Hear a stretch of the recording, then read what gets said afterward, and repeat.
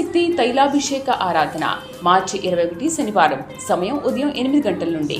స్థలం SR gardens, ఈనాడు office, Wyra road, Velugumatla, Khammam. ప్రార్థనా శక్తి తైలాభిషేక ఆదివారపు ఆరాధన సమయం ఉదయం 8:30 గంటల నుండి.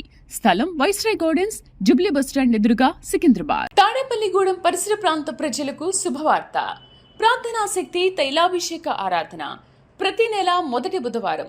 సమయం ఉదయం 10 గంటల నుండి. NK highway grounds, Autonagar, Gudem highway bypass road, Tadepalligudem. ప్రార్థనా శక్తి తైలాభిషేక ఆరాధన ప్రతి నెల మొదటి గురువారం. సమయం ఉదయం 10 గంటల నుంచి. స్థలం తూర్పుగోదావరి జిల్లా, అమలాపురం దగ్గర, ఉప్పలగుప్తం. యేసయ్య నామములో మీకు వందనాలు తెలియపరుస్తూ ఉన్నాను ప్రియులారా. ఈ దినము కొరకు దేవుడు సిద్ధపరిచిన వాగ్దానాన్ని మనం స్వాధీనపరచుకుందాం. జకరియా గ్రంథము 9వ అధ్యాయము 11వ వచనం ద్వారా ప్రభు మిమ్మల్ని దర్శిస్తూ ఉన్నారు. జకరియా గ్రంథం 9వ అధ్యాయము 11వ వచనంలో 2వ లైన్ అండర్లైన్ చేసుకోండి. తాము పడిన నీరు లేని గోతులో నుండి చెరపట్టబడిన నీ వారిని నేను విడిపించెదను. నీరు లేని గోతులో నుండి చెరపట్టబడిన నీ వారిని నేను విడిపించెదను. దేవుడు నీ మొర ఆలకించాడు. దేవుడు నీ ప్రార్థన ఆలకించాడు. నీ ఇంటి వారి కొరకు నువ్వు మొర పెడుతున్నావు. నీ బిడ్డ కొరకు మొర పెడుతున్నావు. నీ కుమారుడి కొరకు, నీ కుమార్తె కొరకు మొర పెడుతున్నావు. నీ కుటుంబ సభ్యుల కొరకు నువ్వు మొర పెడుతున్నావు. లేకపోతే నీ రక్త సంబంధుల కొరకు మొర పెడుతున్నావు. దేవా, వారికి ఒక్క ఆధారం చూపించు బాబు. నా కొడుక్కి ఒక్క ఉద్యోగమే బాబు. లేదా బ్రతకడానికి ఏదైనా ఒక కృషి తండ్రి అని అడుగుతున్నావు కదా. నా భర్తకు ఒక జాబ్ ఈ ప్రభు. నాకు ఒక్క ఆశీర్వాదం ఇవ్వండి. నా పుట్టింటి వారికి పట్ల కార్యాలు జరిగించండి. అత్తింటి వారి పట్ల కార్యాలు జరిగించండి. నువ్వు ఏ ఇంటి వారి గురించి ప్రార్థిస్తున్నావో, ఏ మనుషుడి కొరకు ప్రార్థిస్తున్నావో వారు నీ వారే గనక వారి పట్ల దేవుడిచ్చిన గొప్ప మాట ఏంటంటే, నీ ఇంటి వారు నీరు లేని గోతులో పడిపోయారు కదా. అంటే ఆధారం లేదు. ఏదైనా చేసుకుని బ్రతుకుదామంటే ఇన్వెస్ట్ చేయడానికి కూడా డబ్బులు లేవు, పెట్టుబడి లేదు, ఆధారం లేదు, ఏ దారి లేదు అని వారి కొరకు విజ్ఞాపన చేసావు కదా. నీ మొర దేవుడు ఆలకించి ఈ మాట చెప్తా ఉన్నారు. ఏమంటే, తాము పడిన నీరు లేని గోతిలో నుండి, అయ్యా ప్రభువా, వారు తెలుసో తెలియక ఆ వ్యాపారం చేసి పడిపోయారు, ఈ ఉద్యోగం చేసి పడిపోయారు, లేదా ఎవరో ఉద్యోగం ఇస్తానన్నారని చెప్పి వారికి డబ్బులు ఇచ్చి వీరు అప్పుల పాలైపోయారు. చాలా చోట్ల మోసంలో పడిపోతుంటారు. ఆ మోసపోయిన స్థితి గురించి కూడా మొరపెడుతున్నావు కదా. దేవా, ఇలాగ మోసపోయాడు బిడ్డ, అలా మోసపోయాడు బిడ్డ, నా కుటుంబం ఇలాగ అయిపోయింది, ఆ కుటుంబం అలాగ అయిపోయింది అని ఏడుస్తూ ప్రార్థిస్తున్నావు. దేవుడు నీ పట్ల జాలి చూపి గొప్ప మాట ఏంటంటే, తాము పడిన నీరు లేని గోతులో నుండి వారిని విడిపించెదను. నీ వారిని నీకు సంబంధించిన రక్త సంబంధాలకు గొప్ప విడుదల దేవుడు ఇవ్వబోతా ఉన్నాడు. అవసరత నువ్వు ఇప్పుడు ఫోన్ చేసి కూడా దేవుడి వాగ్దానం ఇచ్చాడు, మీ అందరికీ గొప్ప కార్యం దేవుడు చేయబోతున్నాడని కూడా విశ్వాసంతో నువ్వు మాట్లాడచ్చు. అయ్యో, నా అన్న అప్పుల పాలు అయిపోయాడు, నా వదిన అలాగ అయిపోయింది, నా తమ్ముడు, నా మరదలు ఇలాగ అయిపోయింది, మా కుటుంబాలు అలాగ అయిపోయింది, మా చెల్లి అలాగ అయిపోయింది. నీకు సంబంధించిన వారి గురించి ఎవరి గురించి ప్రార్థన చేసేవో వారందరికీ విడుదల దేవుడు కలగజేస్తున్నాడు. గొప్ప విడుదల కలిగిందని ఎలుగెత్తి సాక్ష్యం ఇవ్వబోతూ ఉన్నావు. ఆత్మదేవుడు నీకు తోడై ఉండును గాక. ఆమేన్. ఈ దినము దేవుడు మనకిస్తున్న గొప్ప మాట ఏంటంటే, నేను దేవుని సన్నిధిలో ప్రార్థిస్తున్నప్పుడు ప్రభు నాకు ఇచ్చిన మాటను నేను మీకు తెలియపరుస్తున్నాను. దేవుడి దినాన్ని ఇచ్చే మాట ఏంటంటే, తిరిగి మరలా నిన్ను నిర్మించేస్తాడు. మరలా పునర్నిర్మాణము జరగబోతా ఉంది. నీ ఇంటిలో, నీ బ్రతుకులో పునర్నిర్మాణం అనేది దేవుడు ప్రారంభించబోతా ఉన్నాడు. ఈ వాగ్దాన వాక్యము నాకు దేవుడు ఇస్తున్నాడు, ఇచ్చాడు అని నమ్మితే మీరందరూ కూడా ఆమేన్ అని గట్టిగా చప్పట్లు ప్రారంభిస్తారు. పునర్నిర్మాణం, రీకన్స్ట్రక్షన్. ప్రియులరా, దైవజనుడు మీకా దేవుని ఆత్మతో నింపబడి ఈ యొక్క వర్తమానాన్ని బయలుపరుస్తూ ఉన్నాడు. మీకా గ్రంథము 4వ అధ్యాయము 1 నుండి చదువుదాం. 1, 2, 3. ఎస్. అంత్యదినములలో అంత్య దినములలో యెహోవా యెహోవా మందిర మందిర పర్వతము పర్వతముల శిఖరమున స్థిరపరచబడి కొండల కంటే ఎత్తుగా ఎత్తబడగా ప్రవాహము వచ్చినట్లు జనులు దానిలోనికి వత్తురు. ఆమేన్. ఈ దినము దేవుడు బలమైన వాక్యము మనకు అనుగ్రహిస్తా ఉన్నారు. ఏంటంటే ఆనాడు దేవుని మందిర పర్వతము ఎన్నో శోధనల చేత కొట్టబడి అది కోల్చబడిన పరిస్థితి అక్కడ కనపడతా ఉంది. శత్రువులు వచ్చి మందిరాన్ని కూల్చటం, మందిరములో ఉన్నటువంటి విలువైనటువంటి వజ్ర వైడూర్యాలని, ఇత్తడిని, బంగారమును, వెండిని దోచుకుని వెళ్ళిపోయారు. మందిరాన్ని పాడు చేసేసారు. మందిరము కోల్చబడింది. కొన్ని సంవత్సరాలు అలాగ మూలన పడిపోయినట్టు అయిపోయి, పాత పడిపోయినట్టు అయిపోయింది. ఆ సమయంలో దేవుడు మీకా అనే దైవజనుడికి ఆత్మాభిషేకం ఇచ్చి ఆయన నోట ఈ ప్రవచన వాక్కు ప్రకటిస్తా ఉన్నాడు. ఏంటంటే అద్భుతమైన మాట, అంత్య దినములలో యెహోవా మందిర పర్వతముల శిఖరమున స్థిరపరచబడి కొండల కంటే ఎత్తుగా ఎత్తబడగా ప్రవాహం వచ్చినట్లు జనులు దానిలోనికి వత్తురు. ఆమేన్. ఈ మాట మీకా ప్రవచిస్తా ఉంటే ప్రజలు మీకా గారిని ఎన్నో ప్రశ్నలు వేస్తూ ఉంటుంటారు. మీకా అనే దైవజనుడు అద్భుతమైనటువంటి ప్రార్థనా పరుడు. దేవుని ఆత్మాభిషేకం కొరకు అనుదినము కనిపెట్టుకుని ఉండేటువంటి గొప్ప ప్రవక్త. ఆ దైవజనుడికి దేవుడు వర్తమానం ఇచ్చాడు. జరగబోయే గొప్ప సంఘటన నువ్వు తెలియపరచు. నా బిడ్డలు మందిరం విషయంలో అది కూల్చబడింది, ఇక లేదు, ఇక మనం చూడలేము అని అనుకుంటున్నారు. ఆనాడు దేవుని మందిరాన్ని పాడు చేసి శత్రు రాజులు ఆ మందిరంలో ఉన్నవన్నీ తీసుకుని వెళ్తూ దేవుని జనాంగమును కూడా బానిసలుగా తీసుకెళ్ళిపోయారు. వారు చెరగా వెళ్ళిపోయారు. వారు ఏడుస్తూ ఉన్నారు. వారు వేదనతో ఉన్నప్పుడు, శ్రమలో ఉన్నప్పుడు దేవుడు తన సేవకుడి ద్వారా మాట్లాడుతున్నాడు. ఏం మాట్లాడుతున్నాడంటే, ఇదిగో అంత్య దినములలో యెహోవా మందిర పర్వతముల శిఖరమున స్థిరపరచబడి కొండల కంటే ఎత్తుగా ఎత్తబడగా ప్రవాహం వచ్చినట్లు జనులు దానిలోనికి వత్తురు. దేవునికి మహిమ కలుగునుగాక. గట్టిగా హల్లెలూయా చెప్పండి. ఇంకా గట్టిగా హల్లెలూయా చెప్పండి. పాడైపోయి, కూలిపోయి, చెల్లా చెదురైపోయిన స్థితిని దేవుడు మరలా జ్ఞాపకం చేసుకున్నాడు.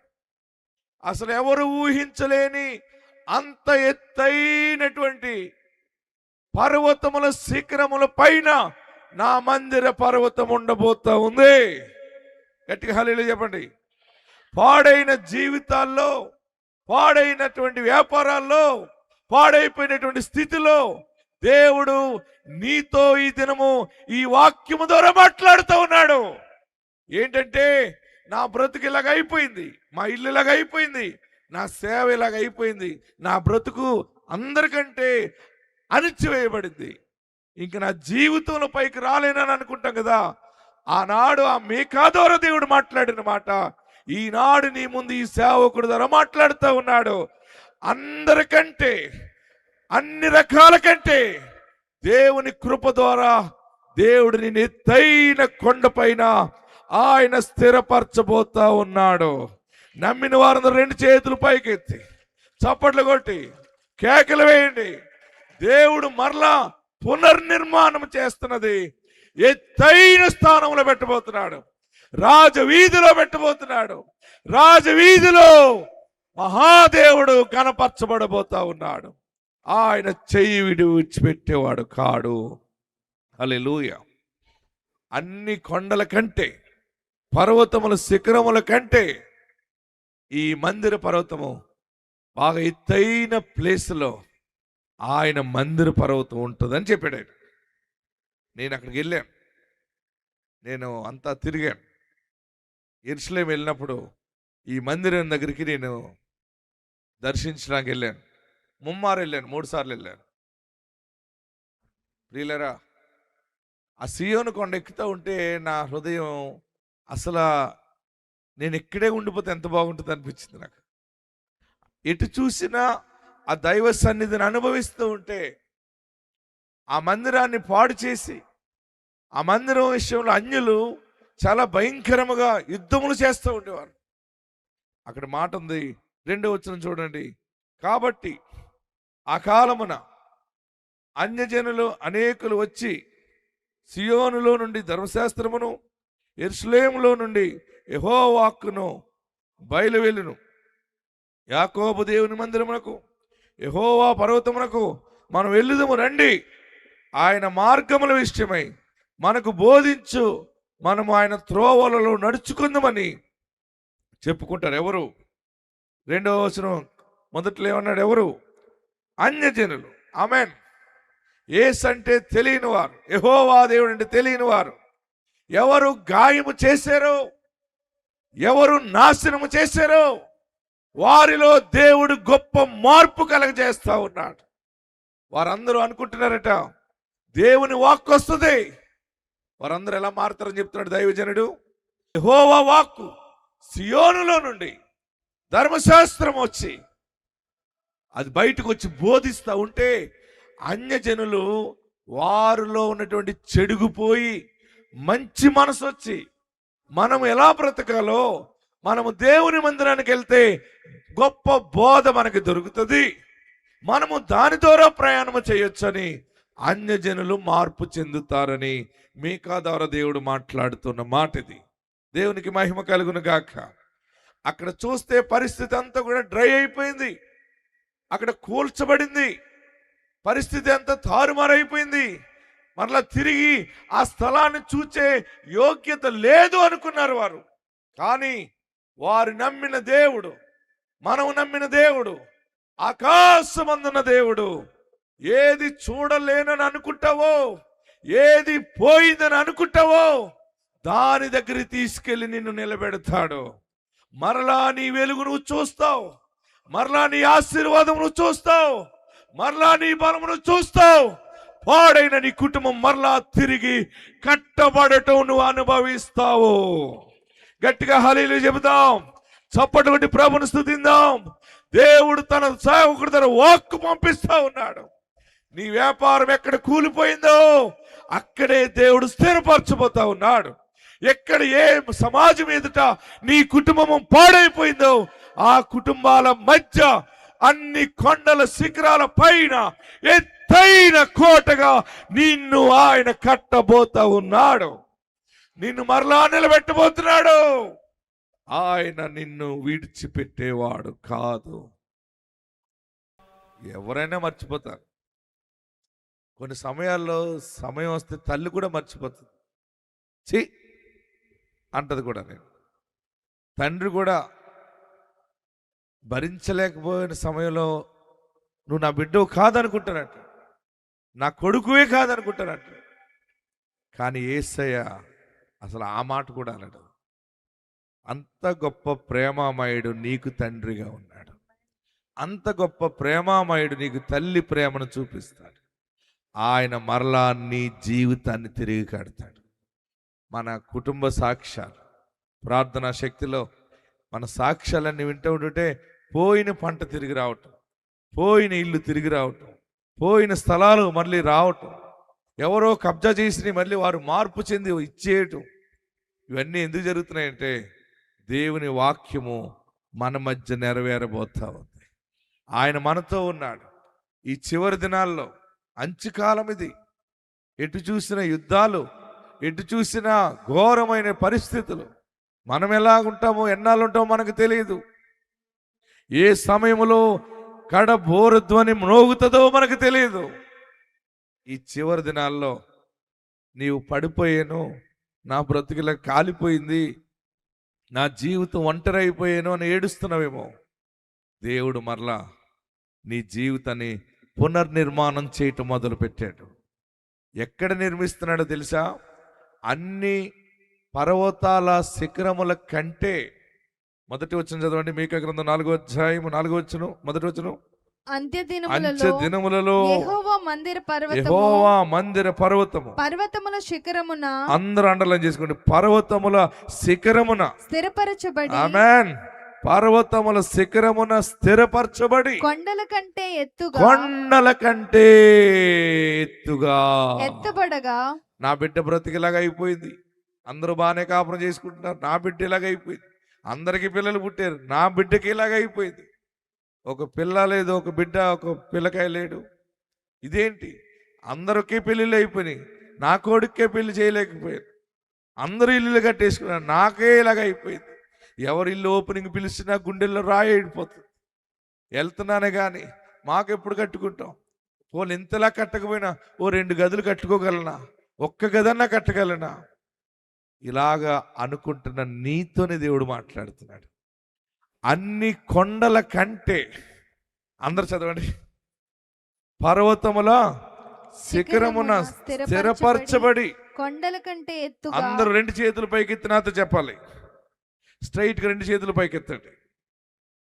పర్వతముల శిఖరమున స్థిరపరచబడి కొండల కంటే ఎత్తుగా ఎత్తబడగా ప్రవాహం వచ్చినట్లు జనులు దానిలోనికి వత్తురు. గట్టిగా చప్పటి ప్రభుని స్తుతించారు.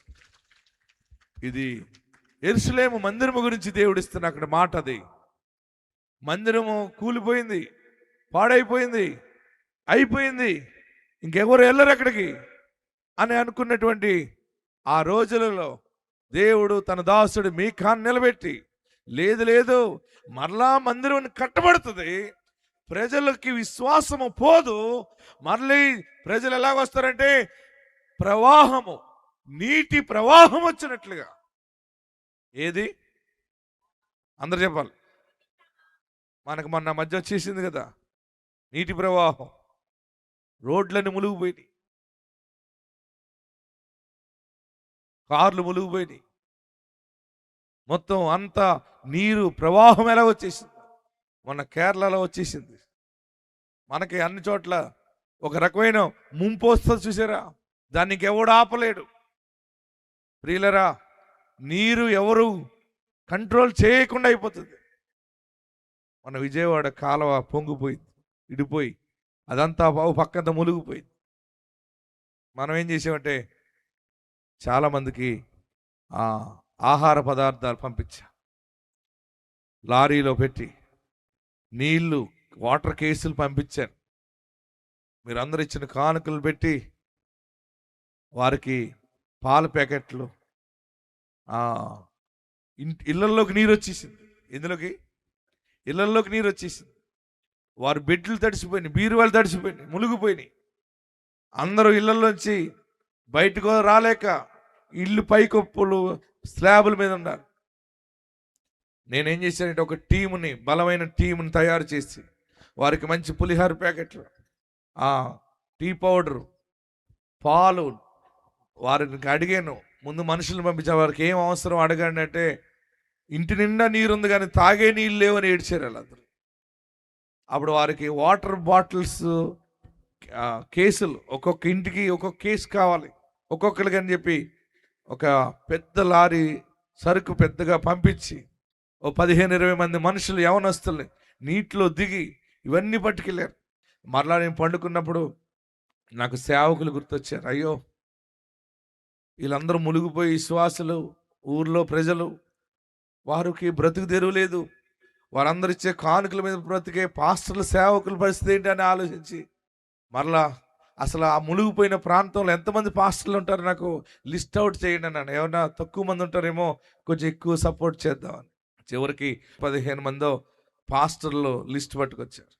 వారందరికి పిలిచి వారికి మంచి భోజనం పెట్టి నేను వారి మధ్యకి వెళ్ళి వారికి ధైర్యం చెప్పి విజయవాడలో వారందరికీ ఒక స్వీట్ బాక్స్ ఇచ్చి, మీకు ఇంకా ఎక్కువ చేయాలనుకుంటున్నాను, నాకు ఉన్నంతలో చేస్తానని చెప్పి ప్రతి సేవకుడికి ఒక్కొక్క 5,000 రూపాయలు, ప్రతి సేవకుడికి 5,000 రూపాయలు చేతికిచ్చి, కిరాణా ఏదైనా కొనుక్కోండి, ఇంకా మీరు ఏదైనా వస్త్రాలు కావాలంటే తీసుకోండి, నా వంతు నేను ఇది చేయగలుగుతున్నానని చెప్పి వారందరికీ విజయవాడలో మీటింగ్ పెట్టి మీరందరూ ధైర్యంగా ఉండండి, దేవుడు మనల్ని విడిచిపెట్టడని వారికి ధైర్యం చెప్పాను. హల్లెలూయా చెప్పరే, గట్టిగా హల్లెలూయా చెప్పండి. మీరందరూ ఇచ్చే కానుకలతో ఇలాంటి ధర్మ కార్యాలు జరగబోతున్నాయి.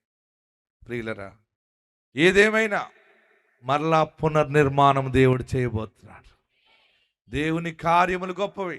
పాడైపోయిన మన బ్రతుకుల్లో ప్రవాహం వచ్చినట్లుగా జనాలు వస్తారన్నాడు. సేవకులుగా ఉన్న వారికి శుభవార్త, మీ మందిరాలకి దేవుడు అనేక జన ప్రవాహాన్ని తోడుకు రాబోతా ఉన్నాడు. హల్లెలూయా చెప్పండి. చివరి దినాలు ప్రతి మందిరం ఆశీర్వాదంగా ఉంటుంది. ప్రతి మందిరము ఉన్నతమైన శిఖరాల మీద ఉంటుంది. పేరుగాంచినటువంటి సాక్ష్యాలతో వర్తిల్లే రోజులు వచ్చేసినాయి. అందుకనే మీరు దేవుని కార్యాలు చూడబోతా ఉన్నారు. ప్రియులారా, ఇక్కడ పెద్ద మాట ఏంటంటే, శిఖరముల పైన మిమ్మల్ని ఆయన స్థిరపరుస్తున్నాడు. ఆశీర్వాదం తర్వాత ఏంటి చెప్పండి, చదవండి. కొండల పైన పెడతాడు, ప్రవాహం వచ్చినట్లు జనాలు వస్తారు. దానిలోనికి వస్తారు. మీకు ఆదాయము కూడా మీ దాంట్లో తీసుకోండి. ఈ వాక్యాన్ని ఆత్మ సంబంధంగా మీకు మీ ఇన్కమ్ కూడా ప్రవాహం వలె వస్తుంది. లాభము కూడా అలాగే వస్తుంది. ఎలాగ వెళ్ళిపోయిందో మీకు తెలియలేదని ఏడుస్తున్నావు కదా. ఇల్లు ఎలా పోయిందో, నా బంగారం, నా గాజులన్నీ అలాగే పోయినాయి.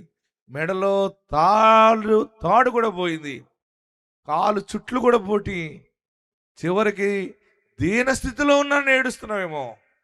మరలా ప్రవాహం వచ్చినట్లుగా దీవెన రాబోతావు. దేవుడు మరలా అన్ని ఇవ్వబోతున్నాడు, పునర్నిర్మాణం చేయబోతున్నాడు. మూడవది ఏంటంటే, అన్యులు కూడా మార్పు చెందుతున్నారు. నిన్ను బాధ పెట్టిన వారు కూడా మార్పు రాబోతా ఉంది. ఈరోజు పరిశుద్ధాత్మ దేవుడు ఇంకొక మాట బయలుపరుస్తున్నాడు. చూడండి, 3వ వచనం మనం కిందకి వెళ్తే అద్భుతమైన మాట. ఆయన మధ్యవర్తి అనేక జనములకు న్యాయము తీర్చును, దూరమున నివసించు బలము గల అన్యజనులకు తీర్పు తీర్చును. వారు తమ ఖడ్గములను నాగటి నక్కలుగాను, చూడండి, వారి ఖడ్గములను నాగటి నక్కులుగాను, తమ ఈటెలను మచ్చు కత్తులుగాను సాగగొట్టుదురు. జనము మీదకి జనము ఖడ్గము ఎత్తకుండును. యుద్ధము చేయ నేర్చుకునుట జనులు ఇక మానివేతురు. ఎవరి భయము లేకుండా ప్రతివాడు తన ద్రాక్ష చెట్టు కిందను తన అంజూరపు చెట్టు కిందను కూర్చుండును. సైన్యములకు అధిపతి యెహోవా మాట ఇచ్చి ఉన్నాడు. దేవునికి మహిమ కలుగును గాక. గట్టిగా హల్లెలూయా చెప్పండి. జనము మీదకి జనము ఖడ్గము ఎత్తక ఇండును. యుద్ధము చేయ నేర్చుకునుట జనులు ఇక మానేస్తారు. మీ ఇంట్లో గొడవలాడటం మానేస్తారు. ప్రియులారా, యుద్ధములు ఆగిపోతాయి. మీ ఇంట్లో నీ పిల్లలు మార్పు చెందుతారు. ఇంట్లో సమాధానం ఉంటుంది. పునర్నిర్మాణంతో పాటు శాంతి సమాధానము దేవుడు మీకు ఇవ్వబోతున్నాడు. చివరి మాట ఏంటంటే, యుద్ధము నేర్చుకున్నట జనులు ఇక మానివేతరు. 4వ వచనంలో, ఎవరి భయము లేకుండా ప్రతివాడు తన ద్రాక్ష చెట్టు కింద తన అంజూరు చెట్టు కింద కూర్చుంటాడు. అందరూ లేచి నిలబడదాం. ఎక్కడున్నవారు అక్కడ లేచి నిలబడి అందరూ కళ్ళు మూసుకోనండి. వాక్య భాగంలో నుండి మీరు మాతో మాట్లాడారు బాబు. జీవవాక్యాన్ని ఇచ్చావు. అన్ని కొండల శిఖరముల కంటే ఎత్తైన చోట నీ మందిర పర్వతము, నీ మందిరము ఉంటుంది. అక్కడికి జనములు ప్రవాహముగా వస్తారన్నావు. ఆ దీవెన ఈ చివరి దినాల్లో కృపాకాలంలో మాకు అన్వయించి ఇచ్చిన వాగ్దానాన్ని బట్టి మీకు వందనాలు. యుద్ధములు ఆగిపోతాయి. ఎవరి భయము లేకుండా అంజూరపు చెట్ల కింద ద్రాక్ష చెట్ల కింద నివసిస్తారు, కాపురం ఉంటారని మీరు మాట్లాడారు బాబు. ప్రతి ఇంటికి సమాధానము దయచేయండి. కూలిపోయినటువంటి ప్రతి ఆశీర్వాదము, ప్రతి ఒక్క ఇల్లు మరలా పునర్నిర్మాణము చేస్తానన్నావు. ఎత్తైన చోట స్థిరపరుస్తానన్నావు. అన్యజనులలో కూడా మార్పు కలగజేస్తానన్నావు. ప్రతి ఒక్కరూ కూడా అంజూరపు చెట్టు కింద ద్రాక్ష చెట్టు కింద నివసించే గొప్ప ధన్యత దయచేయండి. ఎవరు భయము లేకుండా ఉంటారన్నావు.